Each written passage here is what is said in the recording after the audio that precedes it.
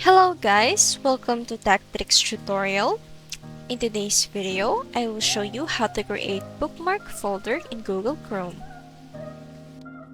So first things first, let's go to another website. For example, here we have YouTube.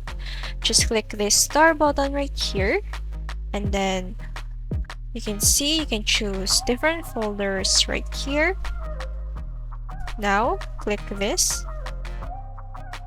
And here you have the option to create a new folder. Click on that. Now you can name it to whatever name that you want it.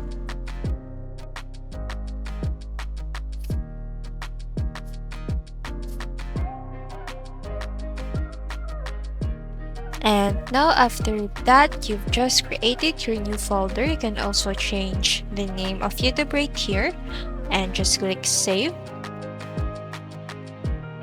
And that's how easily you can do that. If this video helps you, don't forget to like, comment, share, and subscribe.